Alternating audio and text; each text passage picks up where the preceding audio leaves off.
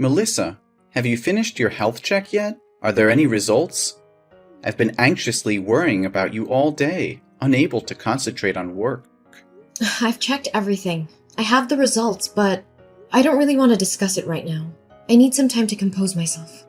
Why are you shutting me out? Are the results not good? Just tell me, and we'll face it together. Well, I have breast cancer, and they said it's an advanced stage, spreading rapidly. The doctor insisted on immediate hospitalization because it's becoming dangerously life-threatening. Oh my God. How advanced is it? How far has it spread? Can we treat it right away? Will you be okay if you undergo surgery now? Joseph, I'm in complete disarray. The doctor mentioned further tests are necessary to determine my survival rate. If you want to leave now, then go ahead. I'll sign the divorce papers. If you keep hesitating, I fear I won't find the strength to leave you later. What are you saying? Why would I abandon you? Don't tell me it's too late to save you. No, there's still a chance for me. But the treatment could be prolonged and incredibly exhausting, possibly lasting several years with substantial financial costs. I'm just afraid you won't be able to handle the immense pressure and the troubles that may come along. No, sweetheart, don't think so poorly of me. Haven't the past 2 years of love and 1 year of marriage shown you my commitment? I accept it all, and I'll stand by your side no matter what happens. So let's face this together, openly. Joseph, thank you. Well, here it is. It appears the cancer is even more advanced than I thought. Preserving breast tissue might be challenging. The doctor mentioned a mastectomy, chemotherapy, and radiotherapy as necessary for my survival, which means I won't be the same as before. Honey, I'm not an expert, so I'll scour the internet for more information. Maybe the way I phrase it isn't accurate, but does that mean they'll remove your breast tissue? Yes, exactly as you said. Well, if I'm fortunate, they won't have to remove all of it, just a portion. I can't even begin to imagine it. What's going to happen? Will your breasts just change? It's hard to say for sure, but it's likely that their shape will be affected. They might become asymmetrical or even lose their natural appearance. I'm sorry if it turns out that way. No, I should be the one apologizing. It's my negligence that has led to this critical situation. I should have taken you to the doctor when you first mentioned breast discomfort 2 months ago, but I've been too consumed by work to be there for you. It's all my fault, Melissa. I'm deeply sorry for failing you. No, please don't blame yourself. This isn't your fault. Are you concerned about how this change will affect your attraction to me? I understand if you find it difficult to accept. Don't say that. I didn't marry you for your physical appearance, Melissa. I don't care how your breasts look. My love for you is far deeper than that. But there's something else, Joseph. The doctor advised against getting pregnant during the treatment because it could harm the baby due to the medications involved. This means our dreams of having a child might have to be postponed indefinitely. Can you handle that? If you feel it's too much to bear, I'm willing to leave so you can find a partner who can give you everything. If I wanted someone perfect, I wouldn't have chosen you. You're the most important person in my life, and I don't care if we can have biological children or not. All that matters to me is that we face this together as a team. If we can't have our own children, we can explore other options like adoption. Our love can still create a beautiful family. Joseph, your unwavering love gives me strength. Thank you for being by my side. Now I can face the upcoming surgery with newfound courage. And knowing you're not alone makes me feel stronger too. I thank God every day for bringing you into my life. I'm grateful to have you as my husband, Joseph. I love you more than words can express, my dear. Now, take some rest and get ready for our date tonight. I'll take you to our favorite restaurant, where we can cherish each moment together. Yes, Joseph. I look forward to it. Hey, Melissa. I heard from Joseph. He just stopped by my house and told me about your condition. Since he has to go on a business trip for a few days, he asked me to take care of you. Do you really have breast cancer? Why didn't you tell me anything? Oh, hi, Mom. Lately, I've been feeling tired and busy with all the medical appointments and preparations for my surgery, so I haven't had a chance to inform anyone. Besides, it's not something I want to share as good news. You don't sound like yourself. I can sense your nervousness, sadness, and sensitivity. Does this mean your condition is severe? Well, if we want to be optimistic, I can say it's not too bad, but it's also not great. Surgery always carries risks, and the thought of scalpels in my breasts naturally makes me nervous. They're an important part of my identity as a woman. Really?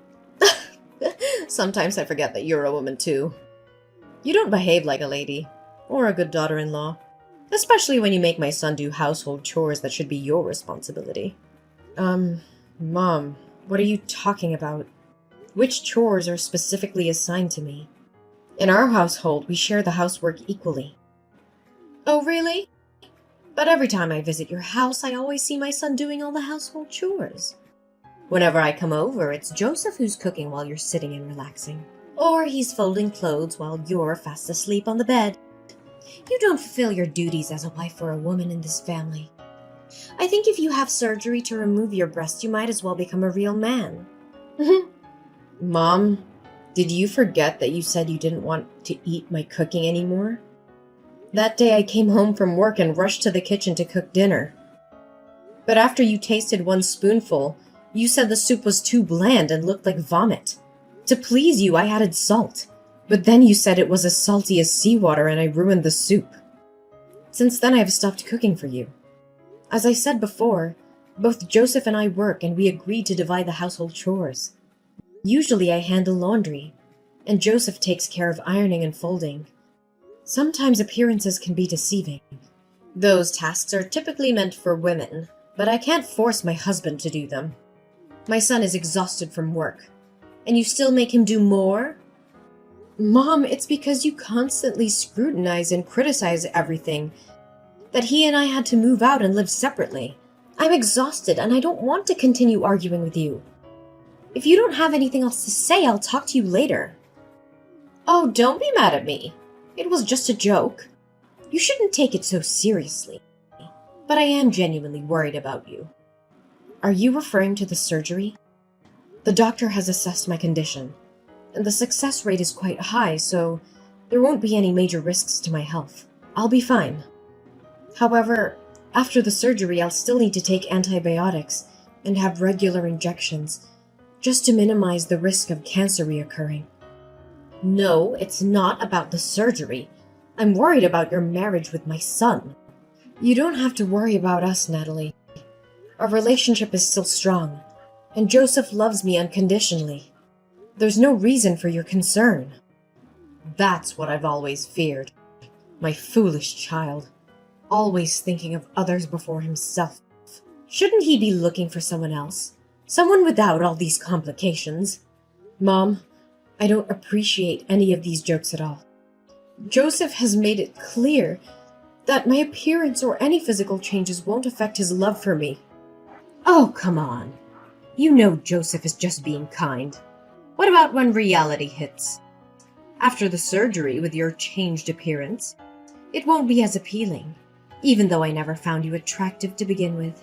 And Joseph, attending corporate parties, needing a beautiful companion, will he still be satisfied with you then? I can dress in a way that hides any changes, and I can wear supportive undergarments. It's not something that will be obvious to others. Only you and Joseph know about it. Aren't you afraid he'll get tired of you and eventually seek someone else? You'll end up even more miserable and desperate when that happens. Maybe you should consider divorcing Joseph preemptively. I offered to divorce Joseph when I first found out about my diagnosis, but he assured me he would stand by me no matter what. It's not my decision to make alone.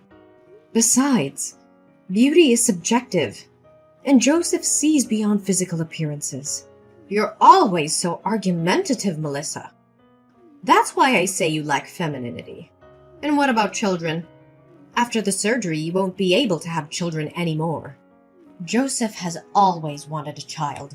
Do you have the heart to make him so sad? The inability to conceive is temporary during the treatment. We have discussed it, and Joseph is willing to wait. We have even considered adoption as an option to fulfill our desire for a family. No! I absolutely disagree with that. Adoption? I never approved of such a thing. The primary duty of a woman is to give birth, and if you can't fulfill that, you don't deserve to be my daughter-in-law. And how many more years will you make me wait for a grandchild? I'm over 60. I don't want to wait any longer. This is not something you can dictate, Natalie. Your reasons for happiness are ridiculous. What is it you really want to say? You are an insufferable daughter-in-law. Don't you understand that you should respect your mother-in-law? Fine. Let's be direct then. I want you to divorce Joseph. I can't accept having a messy, sick, and weird daughter-in-law like you. I believe you're incapable of giving birth to a child for Joseph. And even if you did, I question the child's health. What if they also face the same challenges? Or if they are teased for not having a normal mother? It's selfish of you to only think of yourself. You do realize that breast cancer isn't contagious, right? Besides, I don't want to divorce Joseph. I love him very much, and it seems like Joseph disagrees with your idea as well, doesn't he?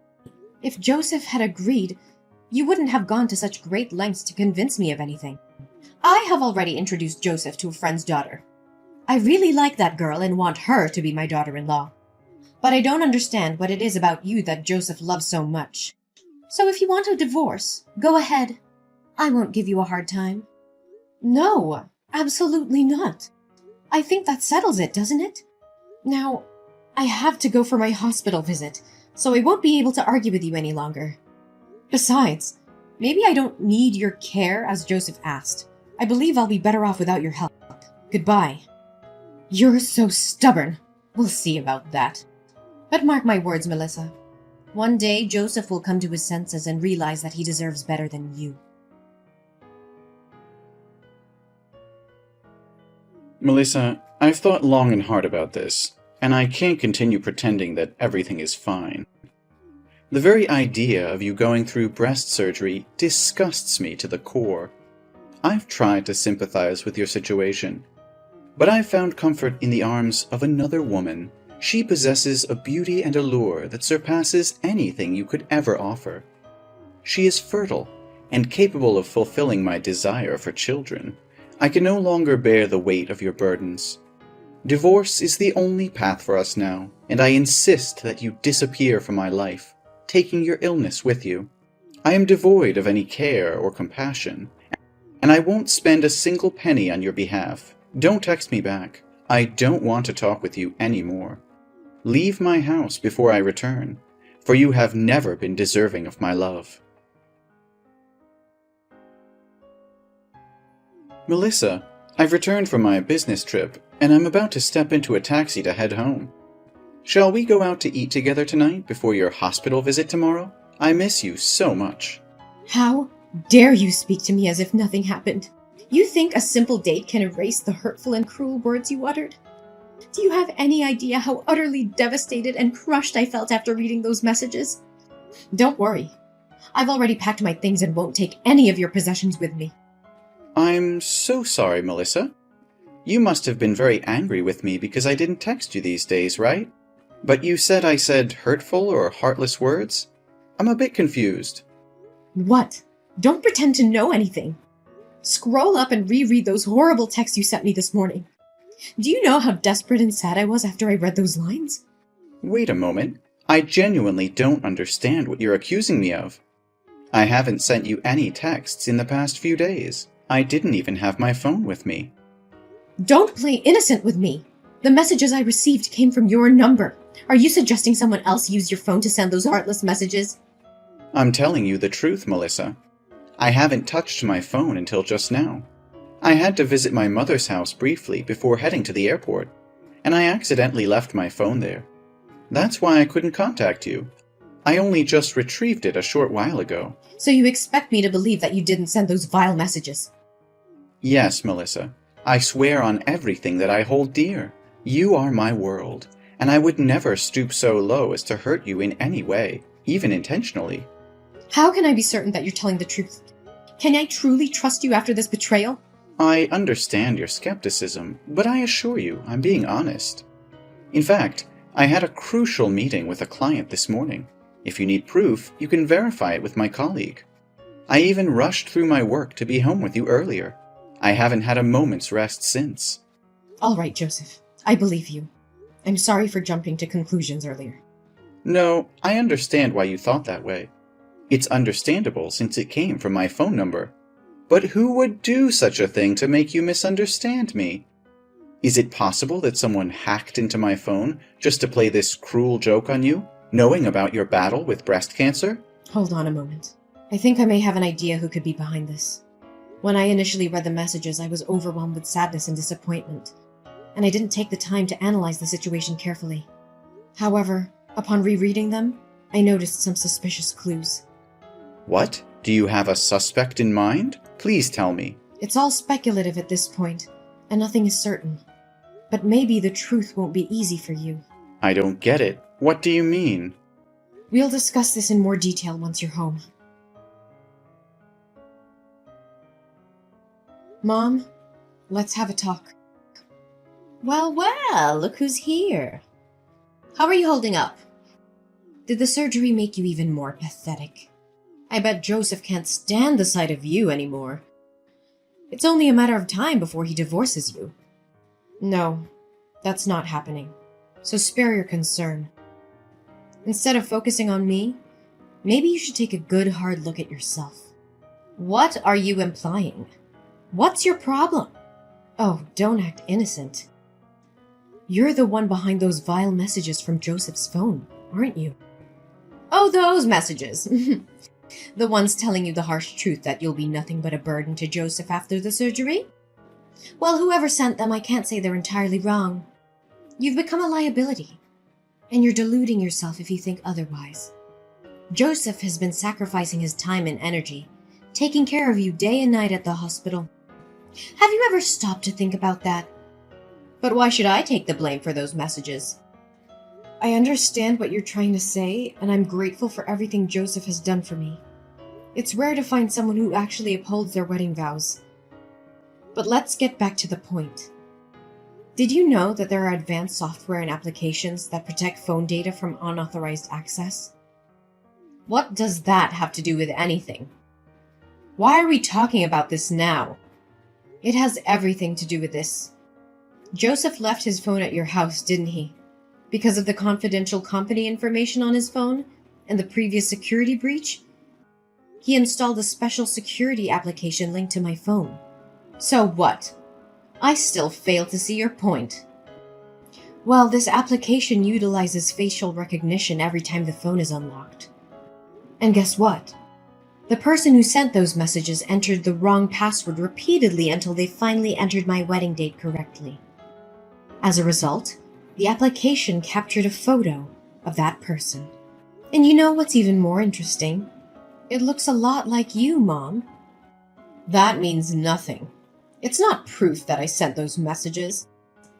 I was simply looking for something on Joseph's phone. What's your problem with that? You're right. It's not proof if you were innocent. But here's the kicker. The timing of those messages coincides with the time you were trying to access my husband's phone, Natalie. And there's another thing you probably didn't notice because it's become a habit of yours.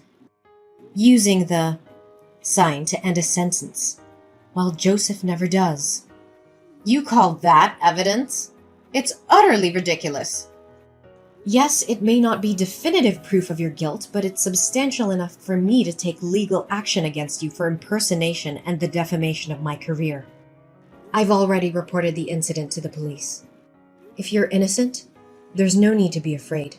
If the real culprit is you, I will offer you a sincere apology. What? Why would you involve the police in such a trivial matter? You're blowing this way out of proportion. It may seem trivial to you, but it's a serious violation of my privacy and emotional well-being. I won't allow someone to harass me and spread malicious lies without consequences. This isn't just about the messages. It's about the betrayal and the intent behind them. I won't tolerate such behavior from anyone. Not even family.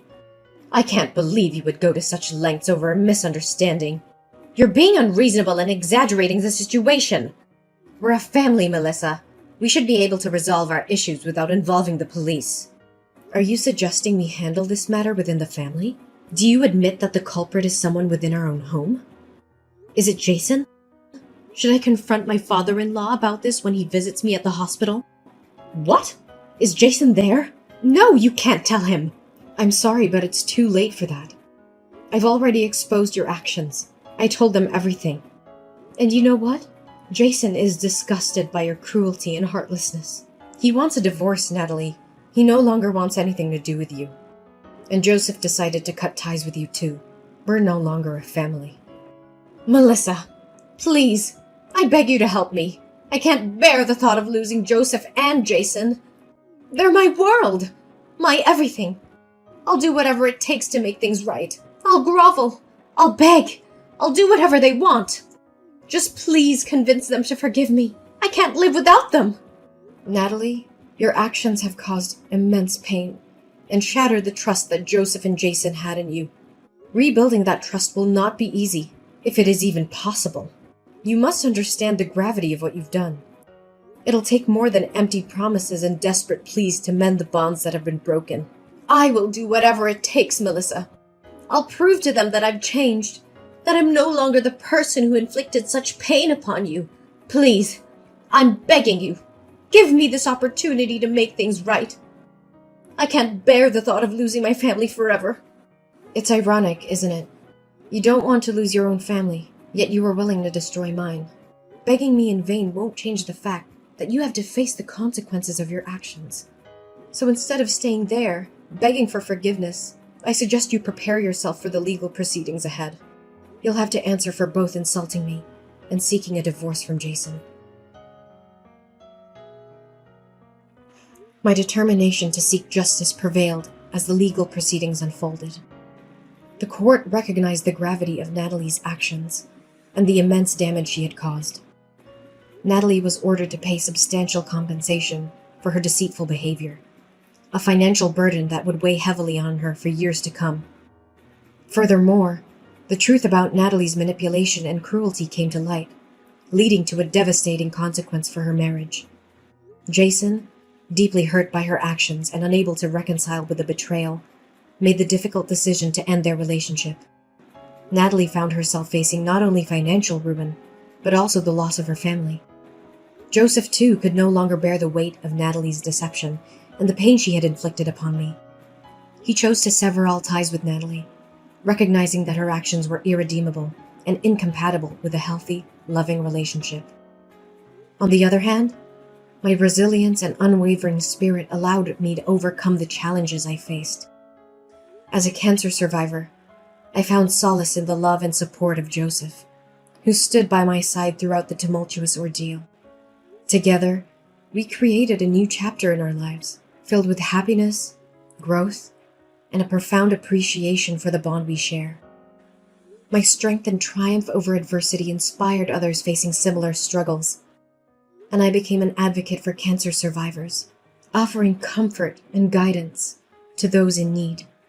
My journey of healing and personal growth served as a beacon of hope for those who face their own battles.